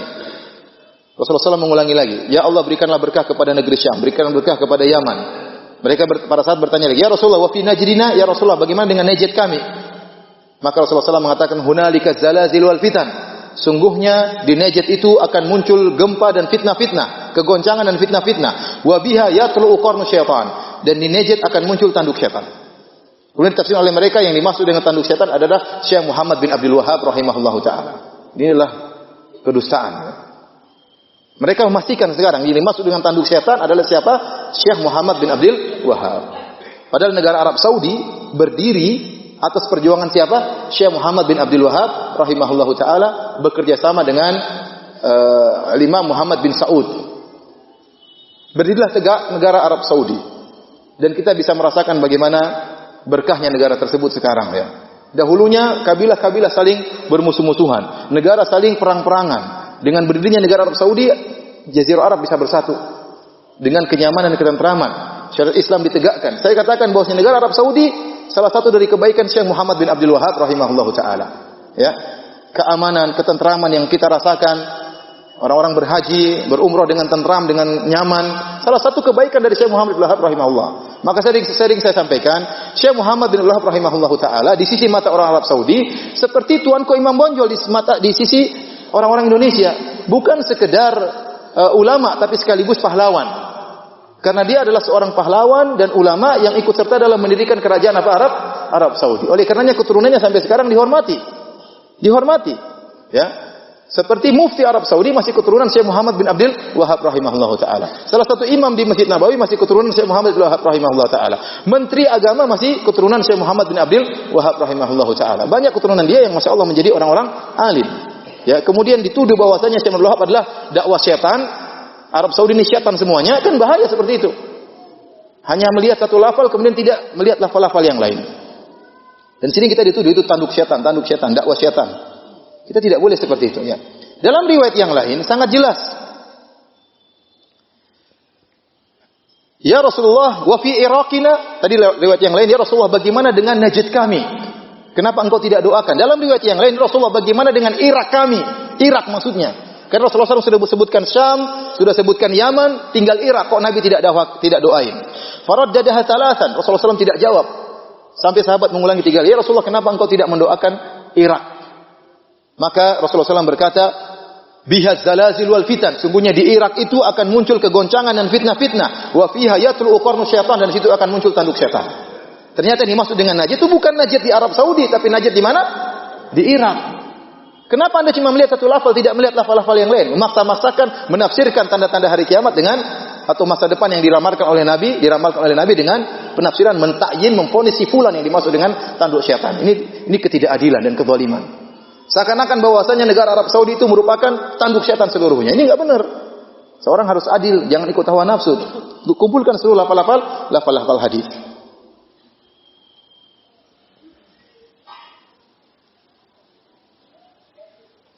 Dan ini yang dipahami oleh para sahabat. Abdullah bin Ibnu Umar radhiyallahu anhuma yang meriwayatkan hadis ini. Dia yang pernah memperingatkan ahlul Irak, penduduk negeri Irak. Dia berkata, ya ahlul Irak, wahai penduduk negeri Irak, ma as'alukum anis saghirah wa arkabakum lil kabirah. Aku tidak bertanya kepada kalian tentang sesuatu yang kecil kemudian aku menjerumuskan kalian dalam perkara yang besar. Sami'tu Abi Abdullah bin Umar Sami'tu Abi Abdullah ibnu Umar, aku mendengar, ini kayaknya dari Salim ya. Dia berkata, aku mendengar dari Abu Abdullah ibnu Umar, dari Ibnu Umar, yaqul, sami'tu Rasulullah sallam, aku mendengar Rasulullah sallam bersabda, innal fitnata taji'u min hahuna. Sungguhnya fitnah akan muncul dari sini. Wa auma abiyadihi nahwal masyriq, dan Rasulullah sallam beri isyarat ke arah timur. Min haitsu yatlu qarnu syaitan, tatkala muncul tanduk syaitan. Dia sedang berbicara tentang penduduk apa? Irak. Dia ingatkan di sini muncul banyak muncul apa? Fitnah di Irak.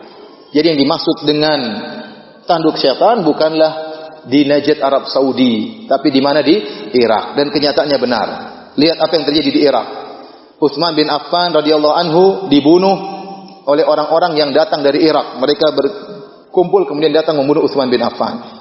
Kemudian juga Husain radhiyallahu anhu dibunuh di Karbala, dan itu juga di mana? Di Irak. Kemudian orang-orang Khawarij kabur menuju ke Irak. Kemudian Firqah Al-Qadariyah, Al-Jahmiyah, Al-Mu'tazilah, semuanya muncul dari Irak. Kemudian fitnah Al-Mukhtar yang pernah ngaku sebagai nabi juga munculnya di mana? Di Irak. Dan seterusnya. Jadi yang dimaksud dengan tanduk setan bukanlah Najd Arab Saudi. Najd Arab Saudi maksudnya di daerahnya Syekh Muhammad bin Wahab, tetapi maksudnya apa? Irak. Jadi kita harus mengumpulkan seluruh lafal-lafal hadis sehingga kita bisa menafsirkan dengan benar. Kemudian bukan berarti bahwasanya tatkala Rasulullah SAW mengatakan akan muncul ada fitnah di Irak berarti Irak tercela terus seluruhnya. Enggak begitu juga. Yang dijelaskan oleh para ulama, yang tercela bukan tempatnya, tapi yang tercela yang tinggal di tempat tersebut. Yang tercela yang tinggal di tempat tersebut. Ya.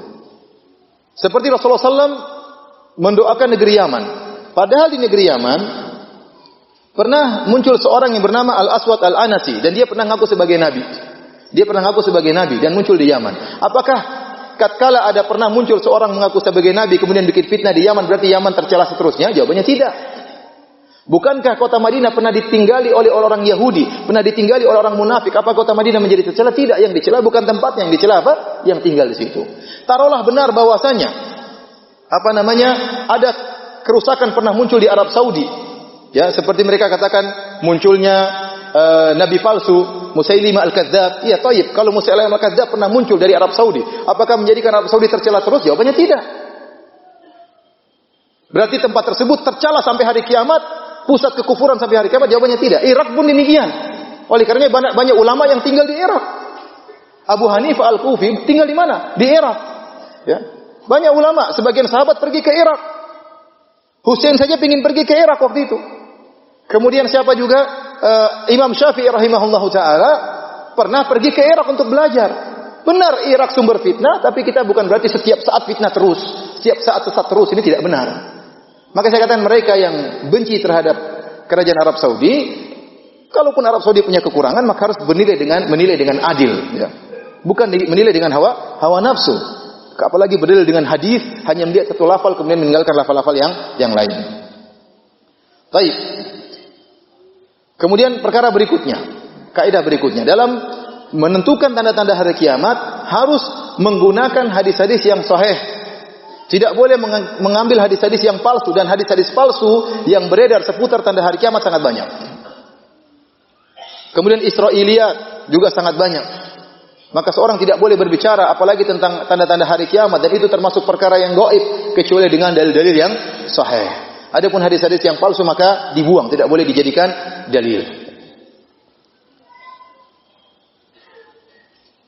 Kemudian yang terakhir, kaidah yang terakhir, kalau kita sedang membaca tanda-tanda hari kiamat datang dalam hadis-hadis yang sahih, maka kita berusaha memahaminya dengan pemahaman para ulama. Kalau kita tidak ngerti, kita kembalikan kepada para ulama. Jangan sampai kita salah memahami.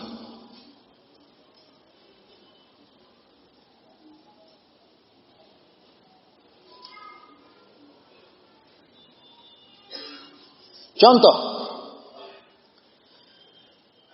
disebutkan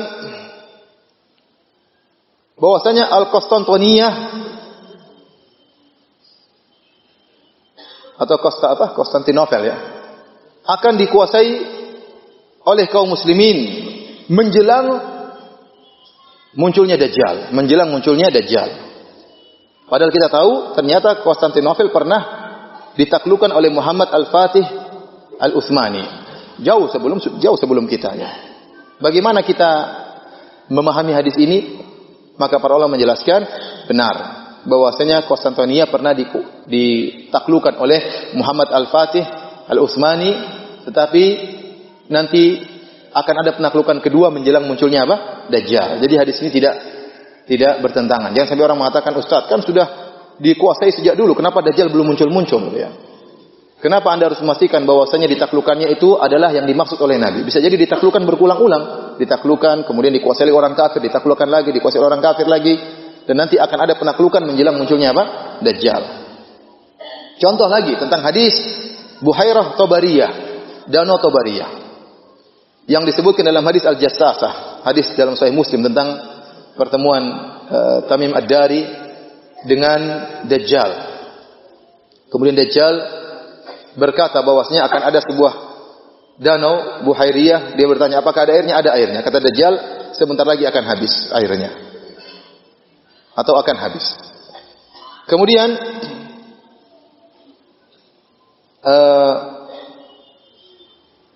sekarang sebagian orang melihat danau Tabariyah mulai berkurang. Kedalamannya harusnya 40 sekian meter, sekarang sudah turun 16 meter. Nah, ini berarti Dajjal sudah dari tahun 2003 sampai 2000 sekian ya, sudah turun 16 meter. Begitu habis muncul Dajjal. Baik, kita tanya ulama bagaimana memahami hadis ini. Ya.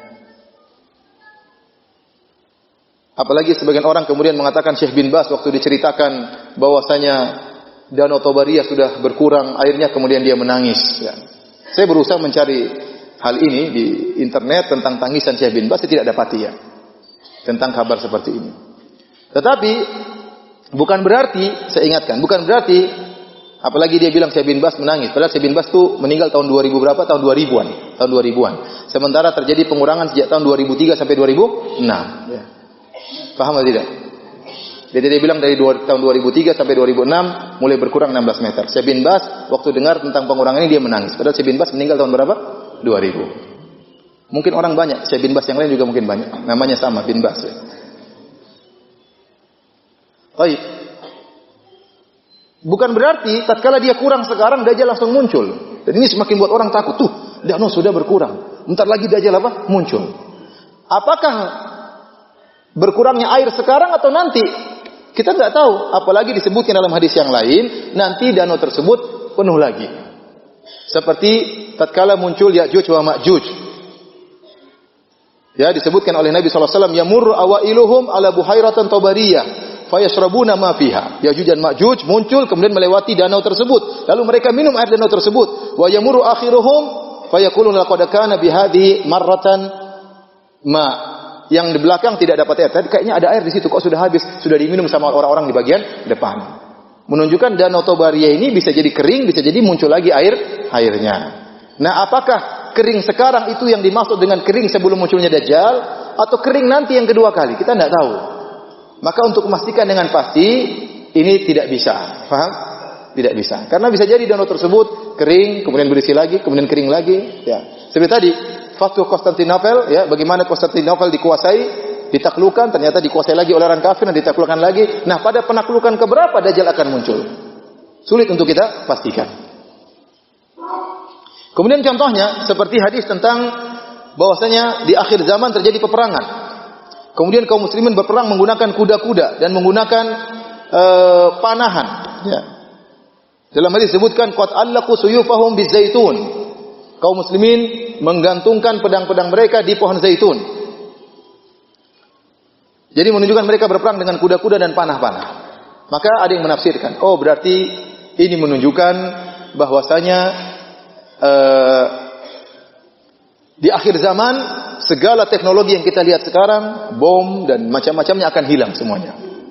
Sehingga orang-orang akan kembali kepada seperti masa lampau, berperang dengan kuda, berperang dengan anak panah. Ini tafsiran pertama. Ada sisi benarnya, mungkin saja.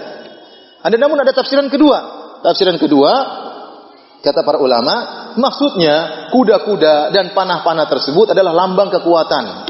Tidak harus seperti kuda dan panah-panah tersebut. Karena Nabi SAW sedang berbicara dengan para sahabat yang dulu pemahaman mereka tidak sampai seperti sekarang. Kalau Nabi bilang, oh nanti akan ada bom atom, akan ada bom ini, para sahabat ini apa itu? Para sahabat bingung mungkin ya.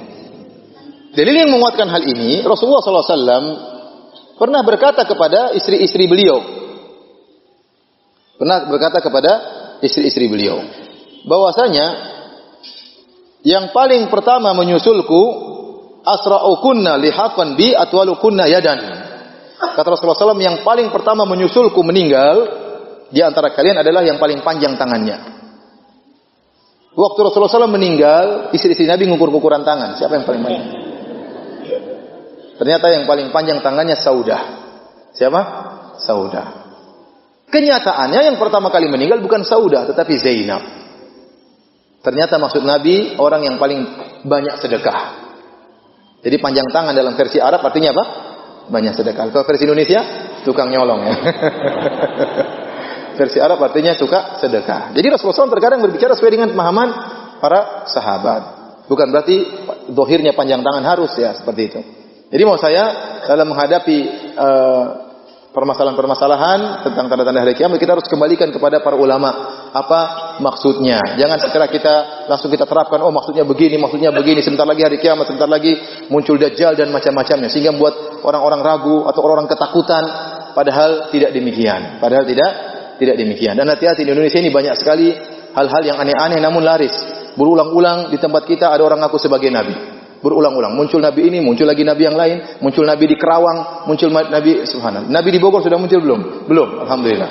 Ada yang ngaku sebagai nabi, ada yang ngaku sebagai Imam Mahdi, ada yang ngaku sebagai ini, alhamdulillah belum ada yang ngaku sebagai Dajjal sampai sekarang. Baik hadirin dan hadirat yang dirahmati Allah Subhanahu wa taala, ini sekedar yang saya sampaikan pada kesempatan kali ini ya, agar kita lebih berhati-hati dalam menerima berita, dalam menerima ceramah, jangan sedikit-sedikit kemudian kita share membuat orang ragu. Ingat, yang ditanya bukan yang menyampaikan saja, bahkan yang mengeser juga akan diminta pertanggungjawaban oleh Allah Subhanahu wa taala. Cek dulu. Jangan sedikit ada kabar kemudian di-share. Tanyakan ke ustaz bagaimana berita ini, benar atau tidak. Jangan langsung main share, jangan langsung main share. Terutama ibu-ibu hati-hati ya, jangan cepat terprovokasi sehingga mengeser apa yang masuk ke dalam HP kita. Wallahu taala alam bisawab. Ini hadiah ya? Ini pertanyaan. Baik, kita pilih pertanyaan yang bisa kita jawab.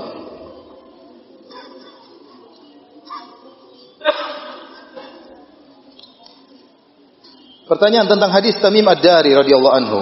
Adakah penjelasan letak pulau tersebut? Setahu saya belum menemukan penjelasan tentang letak pulau tersebut. Karena disebutkan Tamim Ad-Dari waktu berlabuh dia terombang-ambing, ya. Seakan-akan tersesat, kemudian terdampar di suatu pulau, di situ dia ketemu Dajjal. Dia ketemu Dajjal. Berarti Dajjal sudah ada, ya. Dajjal sudah ada namun terbelenggu. Bukan baru lahir dengan bermata satu di zaman sekarang, enggak. Dia sudah ada namun dia terbelenggu dan dia akan muncul suatu hari. Adapun di mana letak pulau tersebut, antum mau tahu buat apa? Mau ke sana? Tidak disebutkan di mana, ya. Jangan kemudian kita mengatakan di segitiga Bermuda, di inilah, seperti sebagian orang dalam bukunya ini macam-macam tafsirkan macam-macam. Hati-hati. Antum sedang berbicara tentang agama Allah. Tidak boleh antum menafsirkan ternyata salah. Mending kembalikan kepada para ustadz atau kepada para ulama. Jangan mencoba-coba yang antum tidak punya ilmu.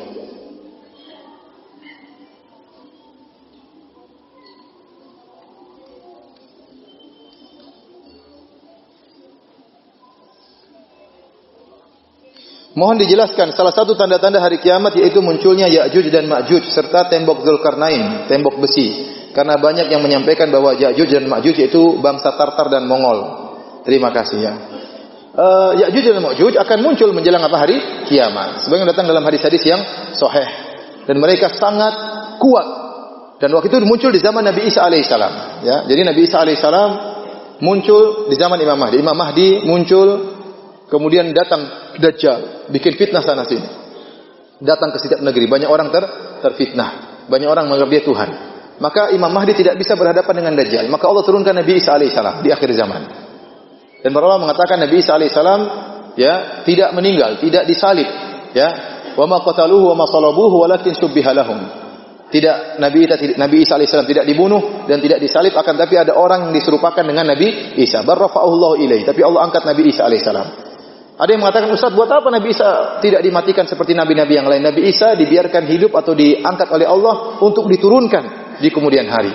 Dalam rangka untuk membantah orang-orang yang salah paham tentang Nabi Isa. Orang Yahudi menganggap Nabi Isa anak zina dan mereka menganggap mereka telah membunuh Nabi Isa.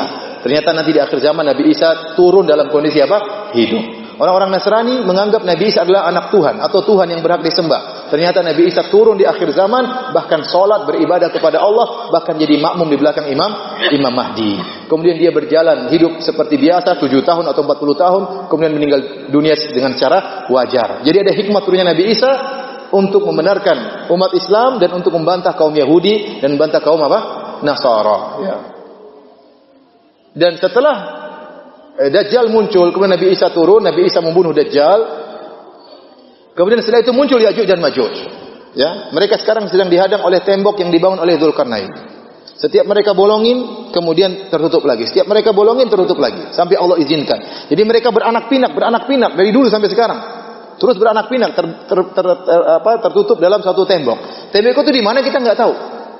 Tembok itu di mana kita tidak tahu. Ya. Allah menutup mata kita seluruhnya. Ya. Jangan sampai orang berusaha mencari tembok apa? Ya'juj dan Ma'juj, saya ingin cari. Terus ente kalau sudah ketemu mau saya bor. Oh, jangan dibor sekarang. Bahaya. Cari-cari nggak akan ketemu, ya. Nanti ada suatu saat akan dibor oleh mereka dan mereka akan keluar dengan jumlah yang sangat banyak. Min kulli hadabin yansilun. Mereka turun dengan banyak dan tadi bayangkan lewat suatu danau, depannya lewat, minum semua, belakang sudah nggak dapat. Berarti air danau langsung habis. Minumnya nggak pakai air botol, air aqua, langsung air danau habis. Luar biasa. Kemudian Allah memerintahkan Nabi Isa dan pengikutnya untuk pergi. Ya, karena kata Allah kalian tidak akan mampu menghadapi mereka. Maka Nabi Isa pun pergi, berlindung di balik gunung bersama kaum muslimin yang tersisa pada waktu itu. Akhirnya Allah membunuh Ya'juj dan Ma'juj.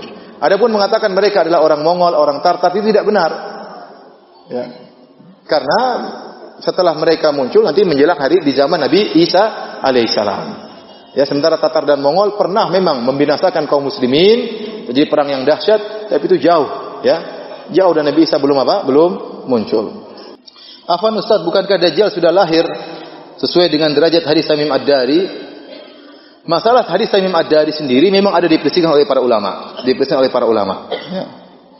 Tapi kalau kita memilih pendapat bahwasanya hadis tersebut sahih karena diriwayatkan oleh Imam Muslim, ya, maka kita katakan Dajjal sudah ada. Dajjal sudah ada. Dan dia sudah lahir. Ya, dan dia sudah lahir namun dia sedang terbelenggu. Ya. Karena sebagian ulama berpendapat lagi, karena tadi saya katakan khilaf, apakah Ibnu Sayyad yang hidup di zaman Nabi adalah Dajjal atau bukan? Ada khilaf di kalangan para sahabat. Nah, bagaimana mengkompromikannya dengan hadis Tamim Ad-Dari bahwasanya Dajjal sedang dibelenggu. Ya, ini ada penjelasan di kalangan para ulama. Ya, intinya kalau kita memandang bahwasanya dan itu hadis yang sahih, maka kita katakan Dajjal sudah apa? Sudah lahir. Ya. Bukan baru lahir sekarang dan yang lainnya. Karena ada yang mengatakan Dajjal lahir di zaman Nabi Musa. Enggak ada dalilnya. Enggak ada dalilnya. Kita enggak boleh berbicara kecuali dengan dalil. Oh, Dajjal sudah muncul di zaman Nabi Musa. Ya. Oh, Dajjal adalah Samiri. Di mana dalilnya? Apakah ada dalilnya? Kalau ada kita katakan iya, kalau enggak ada enggak usah kita berbicara. Yang penting Dajjal sudah ada, tinggal dia muncul. Kapan munculnya? Wallahu a'lam bishawab. Pak Ustaz, saya mau tanya, apakah benar di negeri Syam sudah muncul orang-orang yang berjihad dengan mengatasnamakan Daulah Islamiyah, ISIS maksudnya, yang mana Daulah Islamiyah merupakan cikal bakal pasukan Imam Mahdi? Wah, ini kalau ternyata ISIS adalah cikal bakal Imam Mahdi, mengerikan ya. Bayangkan, kafirkan sana sini, bunuh orang, bunuh kaum muslimin. Ya, ini bukan cikal bakal Imam Mahdi ya. Para ulama sepakat mereka adalah berciri-cirikan kelompok Khawarij. Ya. Sebagaimana Rasulullah SAW sebutkan, usia mereka muda, ya, hudatsa'u al-asnan, sufahaul ahlam, mereka muda, kemudian mereka bodoh, ya, kemudian membunuh kaum muslimin, ya, yaqtuluna ahlal Islam wa yada'una ahlal awthan, mereka membunuh kaum muslimin dan meninggalkan para penyembah berhala. Dan ciri-ciri ini semua ada pada ISIS. Bahkan sebagian ulama banyak yang memvonis mereka Khawarij. Karena Khawarij akan muncul terus sampai menjelang hari kiamat. Terus. Dan benar, antum lihat orang-orang ISIS, ya, mereka muda-muda yang pertama. Yang kedua, tidak ada seorang ulama pun di belakang mereka, enggak ada. Enggak ada. Mana sebutkan orang ISIS yang dahulu seorang alim, kemudian punya buku yang diakui faqih, kemudian dia jadi ISIS, enggak ada. Nah, kalau tidak ada orang alim di antara mereka, terus mereka paham agama dari siapa? Ini sudah bantahan yang telak. Kalau gitu, mereka paham agama dari siapa kalau begitu? Agama ini tidak sembarang. Kata Ibnu Sirin rahimahullah tadi, inna hadzal ilma dinun fanzuru amman ta'khiduna dinakum. Agama itu adalah ilmu, adalah agama. Lihat dari mana kalian mengambil agama kalian. Sekarang ISIS, mana ulamanya? Ahli hadiskah? Ahli fikihkah? Enggak ada. Tahu-tahu muncul negara tersebut, kemudian membunuh sana sini, membunuh kaum muslimin, ya. Luar biasa kesadisan mereka. Kemudian ciri ketiga, membunuh kaum muslimin, tidak menyerang orang-orang kafir. Sampai sekarang katanya mereka cikal bakal pengikut Imam Mahdi. Kenapa banyak? Kenapa tidak menyerang Yahudi? Kenapa tidak pernah menyerang Yahudi? Tinggal belok sedikit serang orang Yahudi. Kenapa? Kenapa kok yang dibunuh kaum muslimin? Kenapa? Tanda tanya besar. Oleh karenanya seorang jangan terpedaya cuma gara-gara benderanya warna hitam, kemudian dikatakan pengikut Imam Mahdi. Antum pulang bikin bendera hitam di depan rumah. Pengikut Imam Mahdi sudah muncul dari Bogor. Bermula dari Masjid Raya Bogor.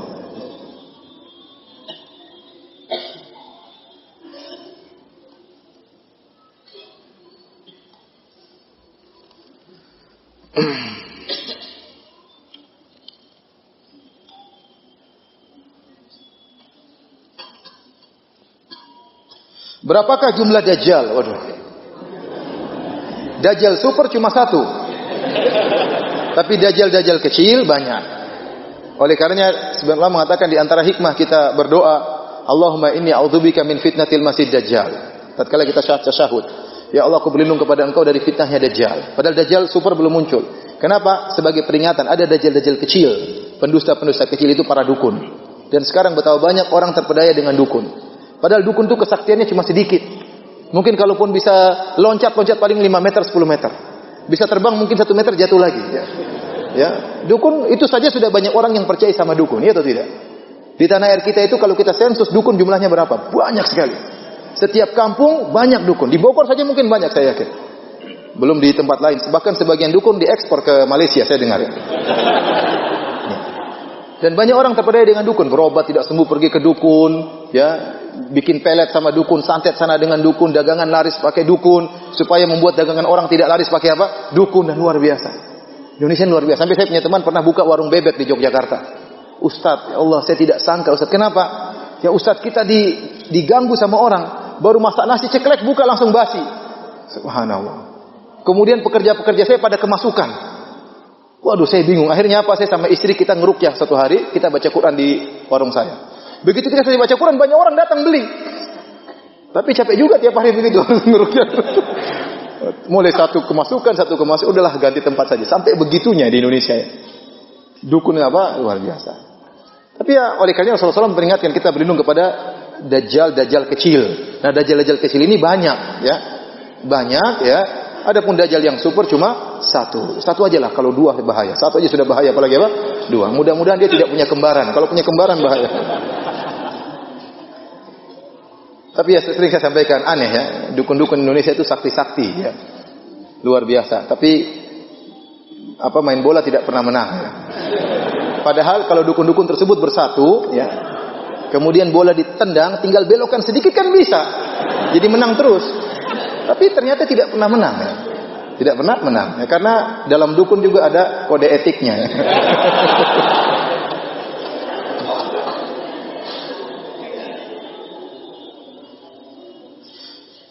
Bagaimana dengan hadis yang mengatakan bahwa agama akan kembali ke Madinah? Bukan agama, disebutkan annal iman, ya, akan kembali ke Madinah. Ya, ya'rizu ilal Madinah. Ya. Sebagaimana ular akan kembali kepada lubangnya ya. Jadi iman akan kembali ke kota Madinah. Ya, ini menunjukkan dalil bahwasanya kota Madinah akan dijaga oleh Allah Subhanahu wa taala. Setiap ada penyimpangan, kerusakan insyaallah akan dihilangkan oleh Allah cepat atau lambat ya. Jadi kota Madinah dijaga oleh Allah Subhanahu wa taala.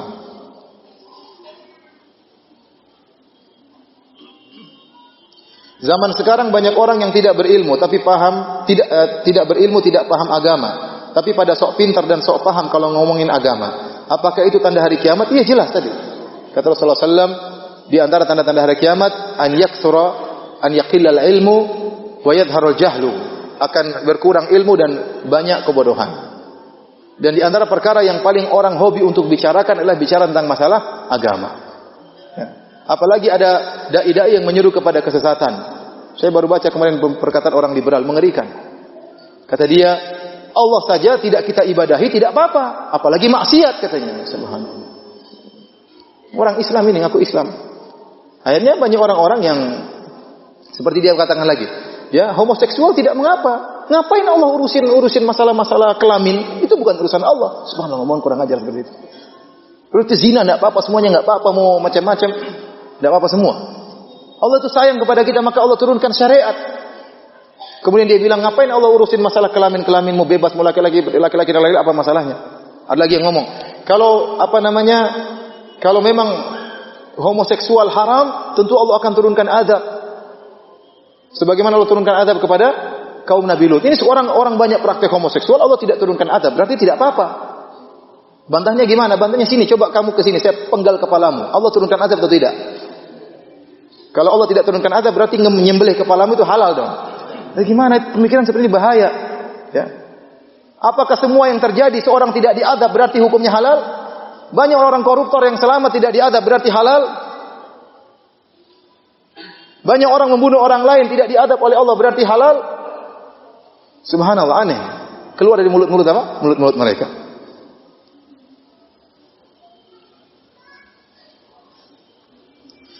Apakah Dajjal akan masuki setiap negeri? Dapat diartikan karena zaman ini telah menyebarkan berita-berita dengan mudah melalui media internet. Kita ambil zahirnya. Rasulullah SAW mengatakan, laisa baladun illa sayata'uhu Dajjal.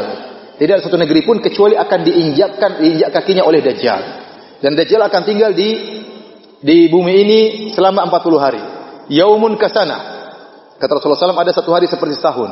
Dan kita beriman. Sehari bukan 24 jam. Sehari semalam ukurannya 365 hari. Wa yaumun kasyahrin. Ada satu hari seperti sebulan. Wa yaumun ka jum'ah. Ada satu hari seperti sepekan.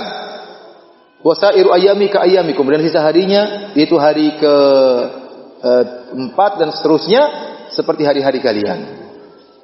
Dan 365 hari satu tahun, hari pertama itu cukup untuk Dajjal keliling-keliling. Apalagi dia seperti angin yang berhembus ya. Dia akan mendatangi setiap tempat. Wallahu alam apakah ini maksud tempat-tempat besar, kota-kota besar, tapi yang jelas Dajjal akan mendatangi dia mampu untuk apa? Melakukan demikian karena kecepatan dia yang begitu apa? Begitu cepat untuk memfitnah banyak orang, ya. Bisa jadi yang dimaksud kota-kota besar, tetapi yang jelas dia benar-benar datang bukan hanya sekedar media atau berita, tapi dia benar-benar datang untuk memfitnah sebagaimana datang dalam hadis-hadis yang sahih.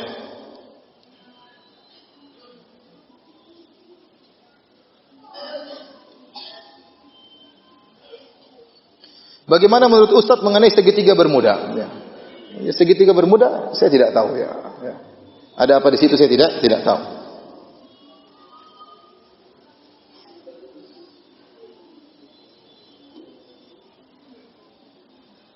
Bagaimana pendapat tentang khilafah akan tegak pada tahun 2020 Masehi?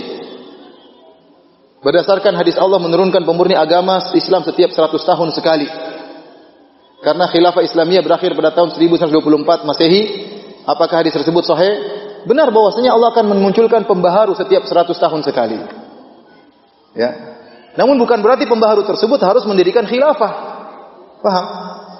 100 tahun sebelumnya sudah ada pembaharu. 100 tahun sebelumnya ada pembaharu terus setiap tahun. Kata para ulama maksudnya yaitu para ulama yang memurnikan lagi ajaran agama Nabi Muhammad SAW yang telah dikotori dan disimpangkan oleh sebagian umatnya. Bukan pembaharu harus berdiri apa khilafah. Kalau kita mengkaitkan antara pembaharu dengan khilafah, berarti setiap 100 tahun ada khilafah yang baru. Paham? Paham maksudnya? Ya. Jadi pembaharu tidak mesti harus mendirikan apa? Khilafah. Dan hati-hati, begini sangat berbahaya menafsirkan seperti ini. Nanti apa kalau kita salah tafsirkan, nanti banyak orang mendustakan hadis-hadis Nabi. Oh, hadis Nabi ternyata ngawur. Ini sudah tahun 2017, 3 tahun lagi khilafah muncul. Kalau nggak muncul, waduh hadis Nabi ngawur, palsu, Nabi pendusta, bahaya. Oleh karena jangan sembarang menafsirkan dan jangan juga menyebarkan. Jangan ikut-ikutan apa? Menyebarkan. Baik, demikian para hadirin dan hadirat yang dirahmati Allah Subhanahu wa taala. Baik, assalamualaikum warahmatullahi wabarakatuh.